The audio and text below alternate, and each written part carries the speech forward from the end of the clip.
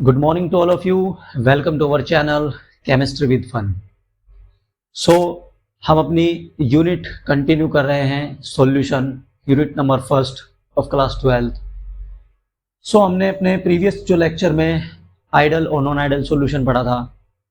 आज हम एक नया रिलेशन पढ़ रहे हैं, Raoult's law, A special case of Henry law. यानी कि हेनरी लॉ और राउल्ट्स लॉ के बीच एक रिलेशन था. सिंपल सा टॉपिक है, छोटा ही टॉपिक है, ज़्यादा कोई इंपॉर्टेंट भी टॉपिक नहीं है, बट आपके सिलेबस में है तो पढ़ाना जरूरी है. राउल्ट्स लॉ क्या कहता था? जब दो लिक्विड मिलेंगे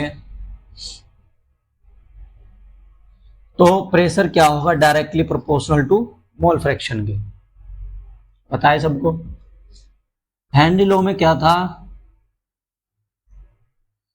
कि लिक्विड और gas pressure is equal to directly proportional mole fraction के. अब दोनों सेम है तो इनके केवल कांस्टेंट ही अलग होंगे. राउल्ट्स लॉ में क्या था? Pressure is equal to pure component का पार्शियल प्रेशर डायरेक्टली प्रोपोर्शनल किसके था? मोल फ्रैक्शन के, पी नोट. इधर क्या था? हेनरी लॉ में pressure is equal to KH इसका कांस्टेंट था और मोल फ्रैक्शन है.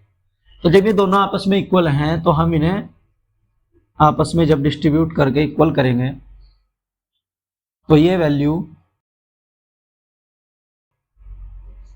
P naught X is equal to KH X, यानी कि दोनों के मोल फ्रैक्शन.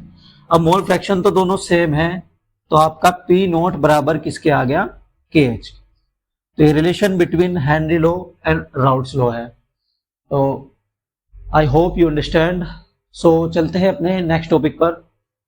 नेक्स्ट टॉपिक है हमारा vapour pressure of solid in liquid. हमने सॉल्यूशन तो पढ़ लिया था सॉलिड इन लिक्विड का, लेकिन अब हम पढ़ेंगे vapour pressure of solid in liquid.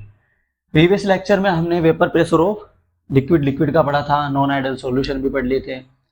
आज हम पढ़ेंगे vapour pressure of solid in liquid. तो इसके कुछ पॉइंट है, आप देखिएगा कि in a pure liquid the entire surface is occupied by the molecules of liquid. यानी कि प्योर लिक्विड जो होता है वो पूरा उसका सरफेस जो है ऑक्यूपाई रहता है उसके मॉलिक्यूल्स के द्वारा ही. सेकंड पॉइंट क्या कहता है? If a non volatile solute is added to the solvent to give a solution the vapour pressure of solution is slowly from the solvent alone. यानी कि जब हम कोई नॉन वोलेटाइल सॉल्यूट उसके अंदर ऐड करते हैं जिसका वेपर प्रेशर बहुत ही कम होता है, वो अगर हमने सॉल्यूट उसके अंदर ऐड किया तो सॉल्वेंट और सॉल्यूट मिलके जो सॉल्यूशन देंगे उसका वेपर प्रेशर कम हो जाएगा जितना अकेले सॉल्वेंट का वेपर प्रेशर था. समझ में आया ना? सी पॉइंट क्या कहता है? The vapour pressure of solution is lower than the vapour pressure of solvent at the same temperature. Same he temperature पर सॉल्वेंट का वेपर प्रेशर ज्यादा होगा पूरे सॉल्यूशन के वेपर प्रेशर से, क्योंकि हम उसके अंदर सॉल्यूट नॉन वोलेटाइल ऐड कर रहे हैं. अब वोलेटाइल का तो हाई प्रेशर होता है, हाई वेपर प्रेशर होता है क्योंकि वे इजीली वेपराइज हो जाते हैं. नॉन वोलेटाइल जो सॉल्यूट हमने इसके अंदर ऐड किया उसकी वजह से पूरे सॉल्यूशन का जो वेपर प्रेशर होता है वो कम हो जाएगा अकॉर्डिंग टू सॉल्वेंट के. तो हम इसे फिगर से समझते हैं. अब हम vapour pressure of solid in liquid example से समझते हैं. हमने कंटेनर, क्लोज कंटेनर हम इसके अंदर लेते हैं, तो इसके अंदर हमने सॉल्वेंट फिल किया हुआ है. तो ये जो लिक्विड इसके अंदर सॉल्वेंट है, इसके सरफेस पर मॉलिक्यूल्स किसके होंगे? पूरे सॉल्वेंट के, क्योंकि इसके अंदर केवल सॉल्वेंट ही है, प्योर सॉल्वेंट. यहाँ पर इसके मॉलिक्यूल्स. तो जब एक गिवन टेम्परेचर पर, this is the volatile solvent, so एक गिवन टेम्परेचर पर ये वेपराइज होगा. तो वेपराइज होगा. अब जब सरफेस पर भी सॉल्वेंट ही मॉलिक्यूल्स हैं तो वेपर भी सारे यही बनेंगे, और इसके अंदर जब वेपर पूरी फिल हो जाएगी तो वेपर प्रेशर भी लगेगा और हाई वेपर प्रेशर होगा.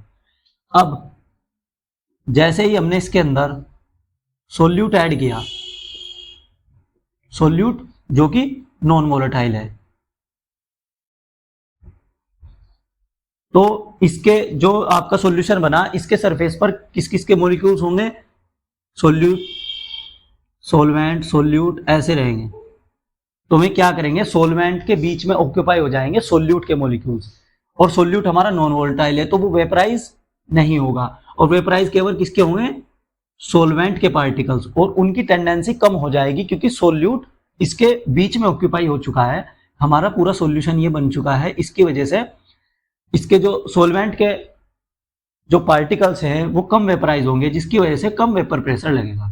सो जो वेपर प्रेशर ऑफ सोलवेंट का, अकेले का जो वेपर प्रेशर सोलवेंट का होगा वो ज्यादा होगा सॉल्यूशन के वेपर प्रेशर से, क्योंकि इसके अंदर सोल्यूट नॉन वोलेटाइल हमने इसके अंदर ऐड किया है, सोल्यूट के पार्टिकल्स वेपराइज नहीं होंगे, इसके अंदर अकेले सोलवेंट के पार्टिकल्स ही वेपराइज रह जाएंगे, और सरफेस पर सोल्यूट ऐड हो गया है तो वो वेपराइज की उसकी टेंडेंसी भी कम हो जाएगी, इस वजह से इसका वेपर प्रेशर कम हो जाएगा।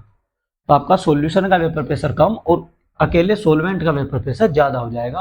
That is the vapour pressure of solid in liquid. अब जो वेपर प्रेशर पूरे सॉल्यूशन का कम हुआ किसकी वजह से, नॉन वोलेटाइल सोल्यूट ऐड होने की वजह से, वो डिपेंड ही नॉन वोलेटाइल सोल्यूट की टेंडेंसी पर करेगा, उसकी नेचर पर करेगा, वो डिपेंड नॉन वोलेटाइल सोल्यूट पर ही करेगा, उसका वेपर प्रेशर जितना कम होता है सॉल्यूशन का। तो अकॉर्डिंग टू राउल्ट्स लॉ क्या कहते हैं, राउल्ट्स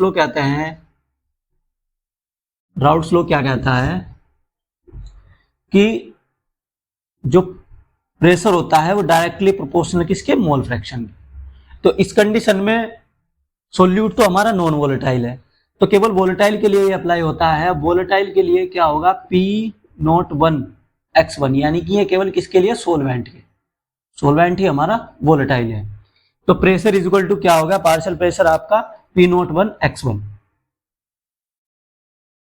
तो अब हमारा जो सोल्यूट है वो तो नॉन वोलेटाइल है, तो उसका तो वेपर प्रेशर नहीं होगा, तो केवल वेपर प्रेशर किसका कैलकुलेट होगा, इसका। तो अब ग्राफ कैसे बनेगा इसका, यह आपका हो गया वेपर प्रेशर, इधर आपके मोल फ्रैक्शन। तो मोल फ्रैक्शन यहां से 0 x1 की वैल्यू, और इधर बढ़ती बढ़ती आपकी क्या हो जाएगी, x1 की वैल्यू 1। तो ये ऐसे वेरीज करेगा, ठीक। सो आपका जो vapour pressure of solid in liquid है वो भी फिनिश हो चुका है। अब इसके कुछ ही टॉपिक बचे हैं। सो वीडियो को लाइक करें, शेयर करें और चैनल को सब्सक्राइब करें। Thank you and have a nice day.